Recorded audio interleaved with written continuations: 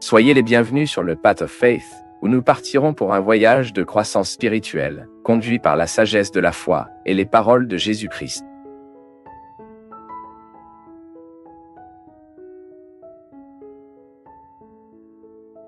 Je me réveille en sachant, tout comme la journée sera une surprise, je ne sais pas ce que ce sera, peu importe à quel point j'ai une routine programmée et calculée. Qui a dit que Dieu ne pouvait pas me surprendre? Qui a dit que quelque chose d'une petite fille peut arriver et me provoquer une joie? Je ne la sais pas. Qui a dit que cela ne pouvait pas arriver? Donc en regardant la vie que nous avons cette année, c'est comme si nous donnions à Dieu le droit. Regardez messieurs, je veux être surpris pour une nouvelle période. Je veux permettre à ma destruction que tout ce qui a ruiné en moi cette année soit d'un enseignement profond qui me remplit de sagesse,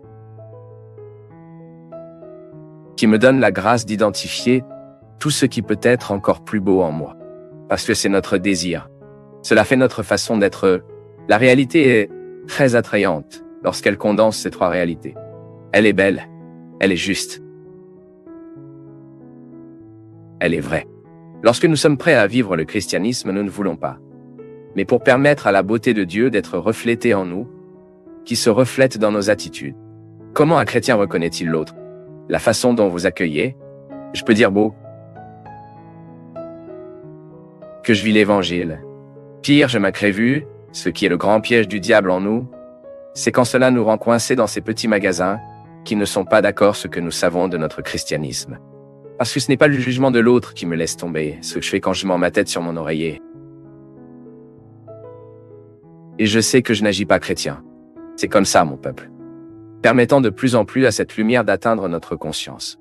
Transformer radicalement notre chemin alors que nous nous regardons, la façon dont nous nous regardons, cette lumière qui inonde notre chambre en supprimant tout ce qui est sombre, ce qui nous fait trébucher au milieu de l'obscurité.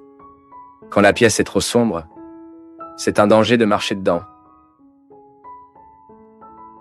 Nous trébuchons, nous pouvons nous blesser.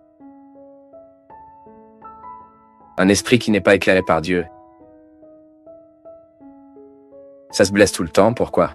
Parce qu'il manque cette lumière qui vous guide, qui vous permet de marcher en toute sécurité, et Dieu éclaire de plus en plus notre conscience. C'est le projet de vie que nous devons avoir pour 2015. Que notre conscience est de plus en plus éclairée, afin que Dieu nous donne des conditions pour reconnaître où nous faisons des erreurs, où nous sommes mesquins, où nous n'agissons pas d'une manière belle, juste et vraie. Ensuite, nous entrons l'année car chaque chrétien a besoin d'entrer. Une responsabilité qui nous met des semis de vie que nous voulons récolter. Soyez donc honnêtes. Regardez les graines que vous avez semées dans votre vie. Regardez les graines que vous avez semées dans la vie de l'autre. Marque de ce qui a disparu, des rêves que nous allons avoir. Nous devons toujours articuler ce qui est parti avec ce que nous aurons encore. La vie est beaucoup plus belle lorsque nous pouvons gérer ces deux réalités, le passé et le futur sagement. Même parce que le présent, ce moment que nous avons maintenant, est l'articulation à deux coups. L'une que je n'ai plus et l'autre que je ne m'attendais même pas. Donc cette sagesse me mettant sur la possibilité de voir mon temps présent comme une opportunité d'appliquer le passé que j'avais avec toutes les difficultés, avec tout ce qui était douloureux pour moi et en même temps ne pas me laisser ce que c'était douloureux pour m'empêcher de rêver d'un meilleur avenir. Vous qui participez si directement à la vie, vous qui m'accompagnez, vous qui êtes mon ami, de plus en plus reflété dans le concept d'amitié, comme un lien qui nous fraternise, qui nous met, même si nous ne participons pas à la vie les uns des autres, dans la vie de tous les jours. Lorsque nous identifions des gens qui articulent des rêves similaires aux nôtres, à une époque où il y a tellement de guerres, où il y a tellement de désaccords dans le monde, nous trouvons des gens qui font leurs efforts personnels pour établir des ponts au lieu de les casser, pas permettre aux préjugés de nous éloigner les uns des autres, que les préjugés nous empêchent de rencontrer des gens. Que parfois nous jugeons mal aux autres. Que parfois nous jugeons mal aux. À une époque où le monde a été si cruel, nous avons réduit la cruauté dans l'espace qui est possible. Vous identifiez les gens qui font cela aussi, cela génère une amitié, une fraternité chrétienne, même si une autre est là en Indonésie et moi, ici au Brésil. Sachant que cet homme qui aime dans une langue différente, avec des coutumes différentes, est à la recherche des mêmes idéaux que moi, me fait des amis avec lui, même si nous ne nous occupons jamais de la maison. En regardant les marques de ce que nous avons vécu tout au long de cette année, en apprenant pour ce que nous pouvons vivre à partir de maintenant. Je le répète, la difficulté de mon année a été très grande, mais en même temps si paisible, si visité par l'espoir, parce que c'est ce que Dieu me déplace, vivant. Je ne peux pas témoigner de ma foi si je suis découragé par la vie, autant de tribulations que j'ai. Peut-être que vous savez, je m'entends. L'un des épisodes difficiles de ma vie cette année était que ma maison est littéralement tombée. Une très forte pluie a tobaté, la structure de mon toit n'a pas été construite comme elle devrait être pour soutenir un très grand volume d'eau. L'eau est entrée dans tous les condits.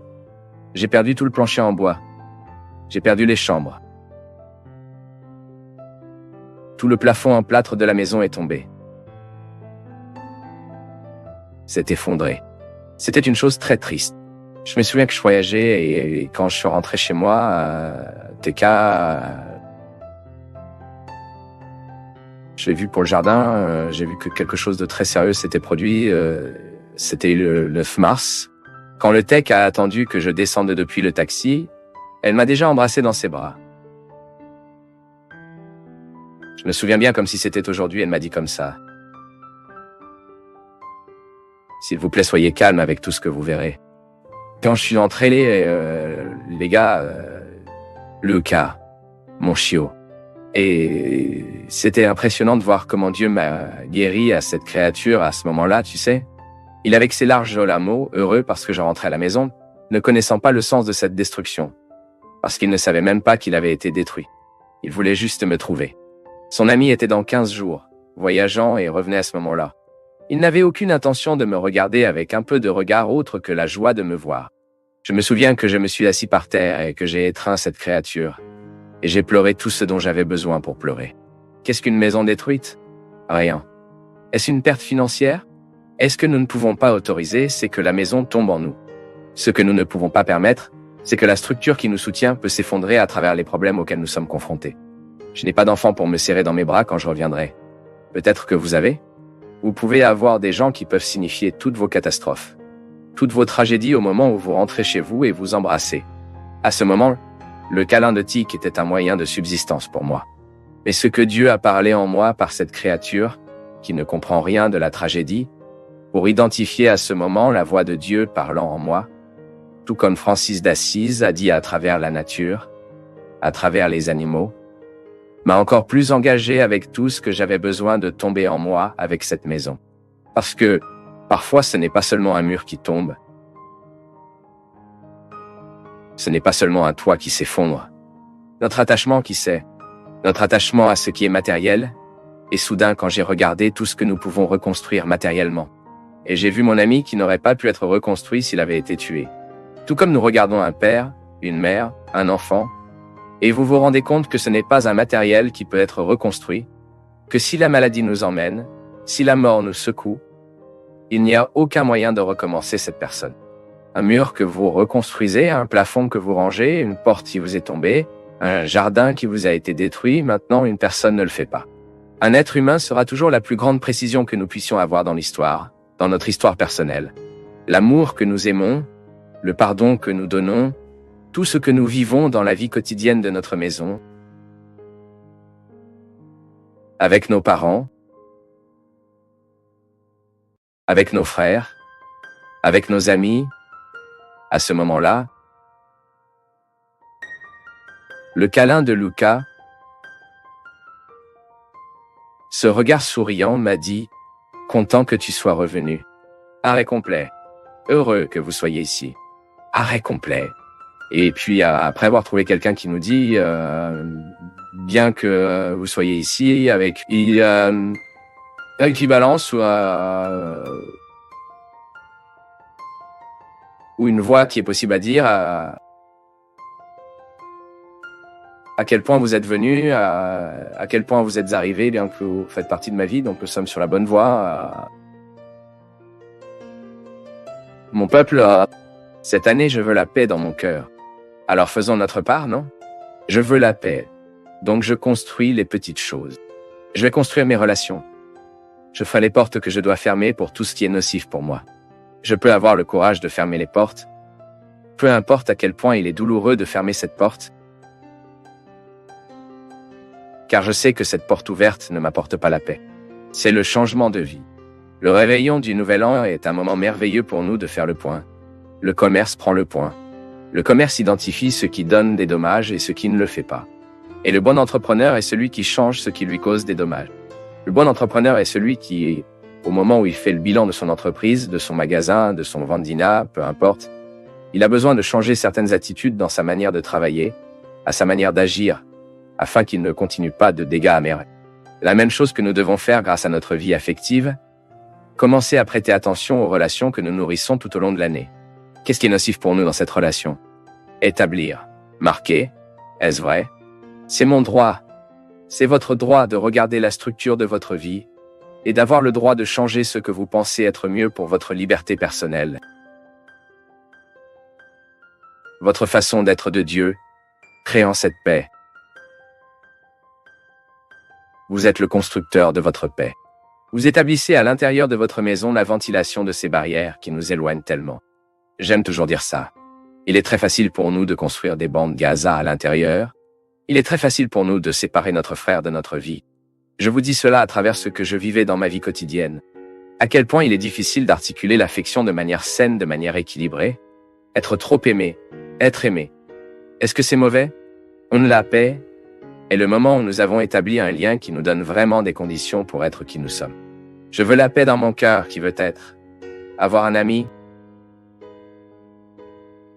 et me donner une main et le sens de la communauté chrétienne.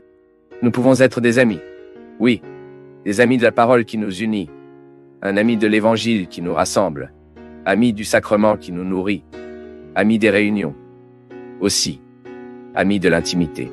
Ce que nous ne pouvons pas abandonner, c'est d'établir cette fraternité universelle. Nous devons être des amis de l'humanité. Nous devons nous nourrir les uns des autres, ce sentiment de respect qui me fait me regarder avec le respect qu'il mérite, de ne pas ressentir le droit d'envahir ce que je ne peux pas ou de le traiter avec manque de respect, d'imposer ses balles qui ne sont pas à lui. Cette amitié est si belle, mon peuple, quand nous découvrons que chacun à l'endroit où il vit, avec les gens avec qui il vit, se bloque le même idéal. Se battre pour le même idéal. Nous voulons être de meilleures personnes. Le 15 décembre, j'ai été ordonné prêtre. Et j'ai suivi, même sans répondre, car c'est impossible.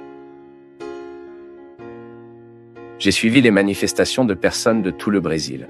Dire « Ô Père, félicitations pour votre journée ». J'ai continué à penser au sens de tant de gens qui voulaient me féliciter ce jour-là. Et j'ai réalisé ce web délicat qui nous unit, non? Je suis un prêtre qui participe à la vie de ces gens. Je suis un prêtre avec qui je suis ami avec ces gens sans savoir que je suis. Et que cette amitié, cette fraternité, elle est spirituellement nourrie. Ce n'est même pas le visage à face, non. Vous savez, je sais que quelqu'un veut mon bien en ce moment, même si vous ne participez pas à ma vie. Bien que je ne frappe pas la porte de ma maison, même si ce n'est pas avec moi dans ma vie quotidienne. Cette fraternité est possible lorsque nous identifions que nous voulons le bien de l'autre. Que je ne veux que le bien de l'autre. Marque de ce qui était des rêves que nous aurons. Car chaque jour est né nuage à chaque aube, ou marque de ce qui était des rêves que nous aurons. Car chaque jour est né nuage à chaque aube. La conversion est ceci. Et quand vous regardez tout ce qui est marqué en vous par des événements et vous permettez à la grâce de Dieu d'agir sur ce territoire blessé, sur ce territoire qui a été blessé. Je le répète, l'année a été difficile pour nous tous. J'ai eu mes difficultés. Vous aviez les vôtres. J'ai mes blessures, vous avez le vôtre. Et maintenant, seuls nous ne voulons pas tourner cette année, permettant à ces blessures de continuer à nous déterminer. Nous voulons juste et nous apprennent qu'ils nous amènent à prendre de nouveaux postes. C'est bon. Il est bon de réaliser que Dieu a agi dans votre vie à travers ce qui était mauvais. Que Dieu a changé vos perspectives. C'est la conversion, mon peuple. C'est à ce moment-là que nous allons à Dieu pour accomplir en nous ce que nous ne savons pas faire ou que nous n'avons pas le courage. La conversion est que vous donnez à Dieu le droit d'accomplir ce que vous ne pouvez même pas avoir le courage pour jouer seul. Tant de choses à ma manière d'être que je ne peux pas modifier seul. Je peux faire mon effort quotidien. Mais j'ai besoin de cette action de Dieu. La conversion et la guérison, c'est une direction de direction.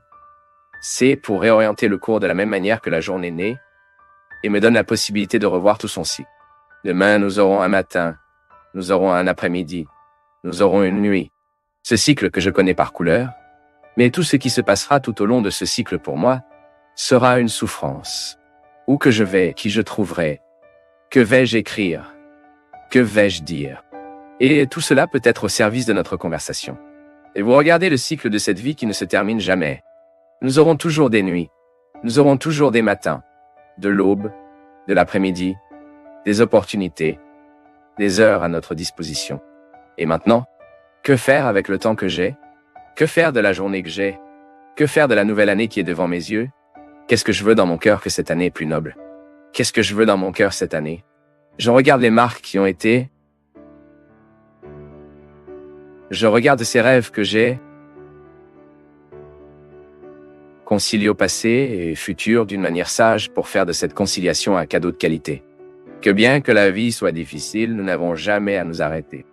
Nous mourrons beaucoup lorsque nous cessons de rêver. Nous mourrons trop lorsque nous idéalisons et ne rêvons pas. Quand